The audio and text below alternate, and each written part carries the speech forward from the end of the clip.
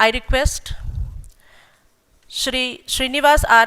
Kattikithalla, Director, Lal Bahadur Shastri National Academy of Administration, to kindly present the badge before Honorable President of India.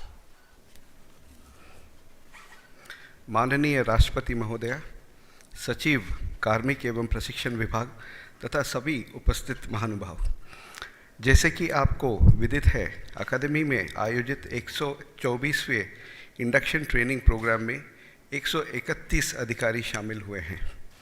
Induction training programme का उद्देश्य राज्य civil सेवाओं से IAS में पदोन्नत हुए प्रतिभागियों को देश के लोक प्रशासन तथा बृहद अर्थव्यवस्था की कार्यप्रणाली के राष्ट्र परिप्रेक्ष्य पर समझाने की और सक्षम बनाना है। मिशन कर्मयोगी का उद्देश्य एक ऐसे आदर्श सिविल सेवक तैयार करना है जो सक्रिय, विनम्र, व्यावसायिक और प्रगतिशील, पारदर्शी और तकनीक से उपयोग में सक्षम, रचनात्मक और सृजनशील हो।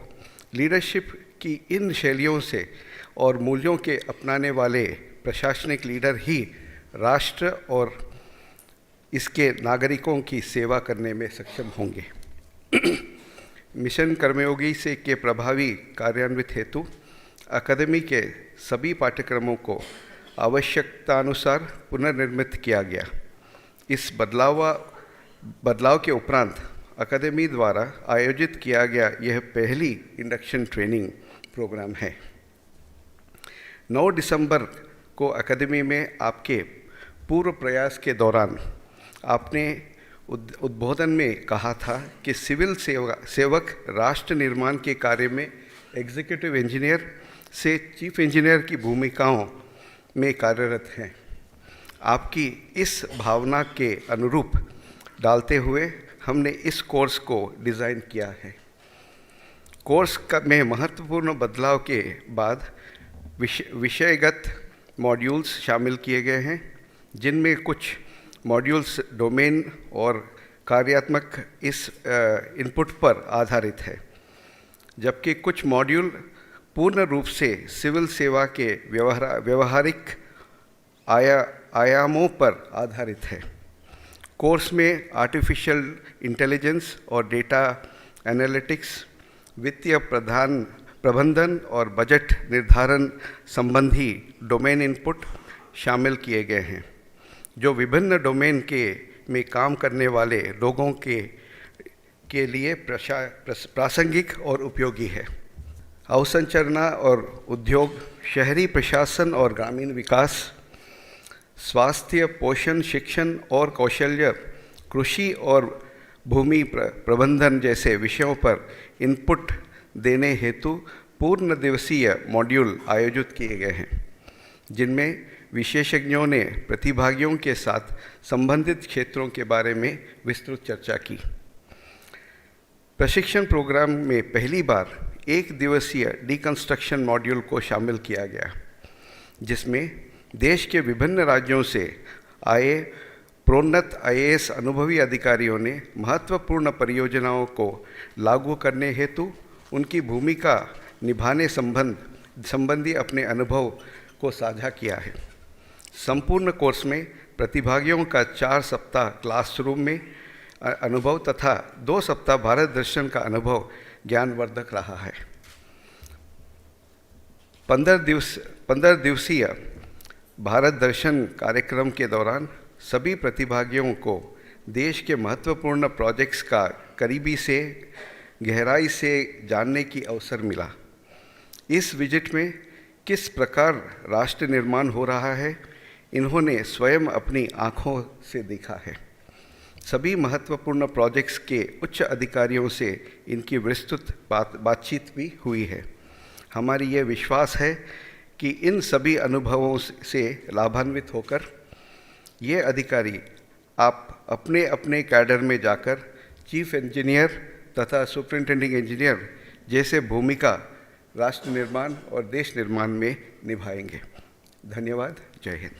आज हम बात करेंगे लावासना के बारे में, जहां पर सभी सिविल सर्विस ऑफिसरों की ट्रेनिंग की जाती है और वहाँ पर किस प्रकार ट्रेनिंग होती है और क्या लावासना क्या है, इसके बारे में पूरे संक्षिप्त के रूप में हम जानेंगे।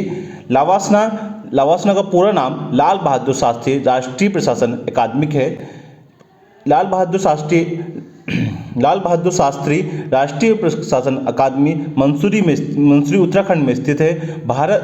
भारत में सिविल सेवाओं के लिए शिक्षण और प्रशासन संस्थान है। इसकी अध्यक्षता निर्देशक द्वारा भारत सरकार के सचिव स्तर के अधिकारी द्वारा की जाती है। यह क्रमिक प्रशिक्षण विभाग भारत सरकार का एक संबंधित कार्यालय है।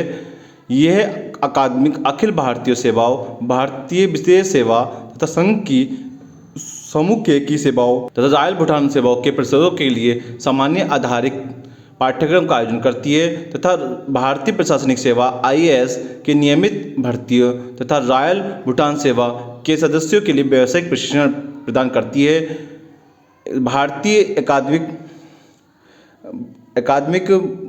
प्रशासनिक सेवाओं के सदस्यों के लिए सेवाकालीन तथा मिड कैरियर प्रशिक्षण कार्यक्रम तथा राज्य सिविल सेवाओं में प्रशासनिक सेवा पर पदोन्नत अधिकारियों के लिए इंडक्शन प्रशिक्षण कार्यक्रम भी चलाती है। इसके अलावा समय समय पर नीति और शासन से संबंधित विषयों पर कार्यशालाओं और सेमिनार का आयोजन करती है।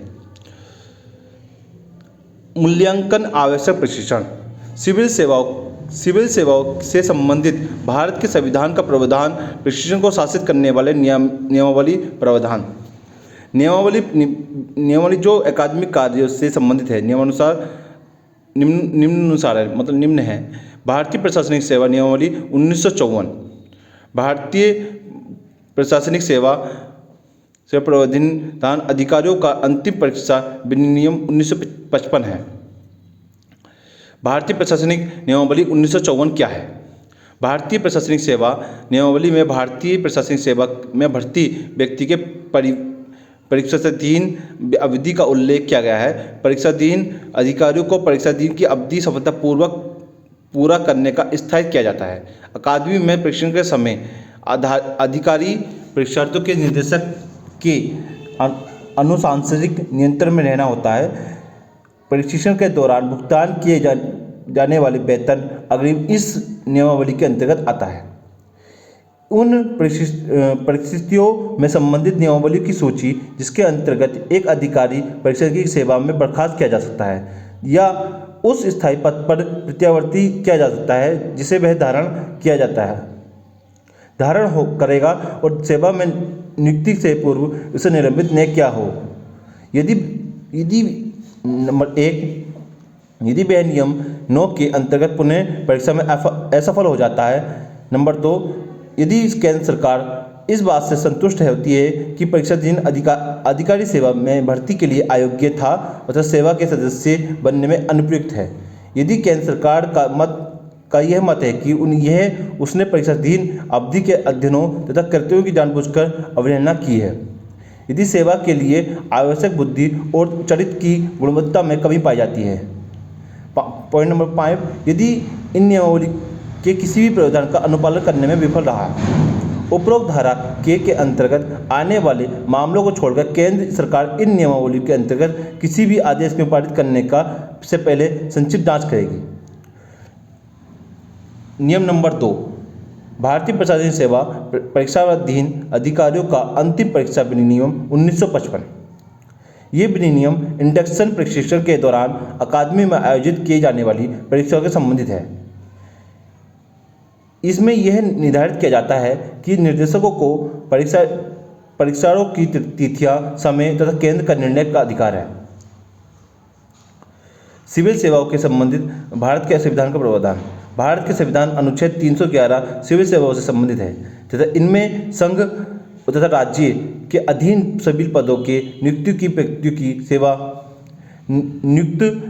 व्यक्ति की सेवा संपत्ति उसके रैंक को कम करने का प्रावधान है।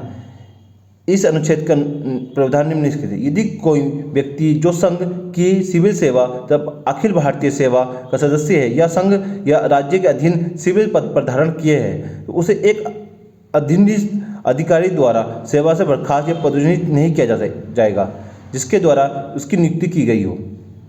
उपरोक्त किसी भी व्यक्ति की सेवा बर्खास्त या पदोन्नति का रैंक की कमी नहीं की जाएगी, सिवाय उसके खिलाफ आरोप की सूचना दी गई हो तो उन आरोपों के संबंध सुनवाई पर उपयुक्त अवसर दिया गया है कि बेशर्त किसी जांच में के बाद यह प्रस्ताव किया जाए कि उस पर इस तरह की कोई शास्ति लगाई जाए और इस प्रकार की जांच के दौरान प्रस्तुत साक्ष्य के आधार पर प्रकार की गई शास्ति लगाई जा सकती है।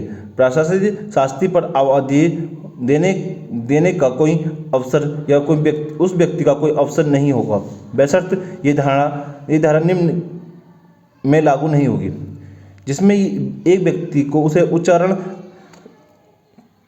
उसके उच्चारण आधार पर सेवा से बर्खास्त या प्रतिनिधि रैंक में कमी कर दी जाती है तथा उसके आपराधिक आरोप का दोष सिद्ध हो या किसी व्यक्ति को बर्खास्त या प्रतिनिधि रैंक को कम करने की शक्ति प्राप्त अधिकारी इस बात से संतुष्ट होता है कि कुछ कारणों से उस अधिकारी द्वारा लिखित रिकॉर्ड दर्ज करना होता है तथा अतः इस प्रकार की जांच में युक्तिसंगत रूप से व्यवहारीय नहीं होता है, जिसमें राष्ट्रपति या राज्यपाल यथास्थिति इस बात को संतुष्ट होता है कि राज्य की सुरक्षा के हित में यह इस प्रकार की जांच करना उचित नहीं है। यदि उपरोक्त ऐसे व्यक्ति के संबंध में प्रश्न उठता है कि वह धारा में 2 उल्लेखित इस प्रकार की जांच करना व्यवहार है तो ऐसे व्यक्तियों की सेवा में बर्खास्त या पदोन्नति उसे रैंक को कम करने के लिए अधिकारी का निर्णय अंतिम होगा। मूल्यांकन आवश्यक प्रशिक्षण। अकादमिक के प्रशिक्षण की समय पर प्रशिक्षण आवश्यकता के मूल्यांकन के आधार पर रूपरेखा तैयार की जाती है। प्रवेश स्तर के वरिष्ठ के उच्च स्तर के रैंक के लिए प्रशिक्षण पाठ्यक्रम का सुधार लाने के लिए उसकी समीक्षा मूल्यांकन उपायों की संतुष्टि करने हेतु विभिन्न अध्ययनों समूह तथा समितियों पर समय समय पर गठन किया जाता है। अभी तक गठित कुछ अध्ययन समूह समितियों पर उल्लेख नीचे गया है। यूसी अग्रवाल तथा अन्य शास्त्रों का अध्ययन।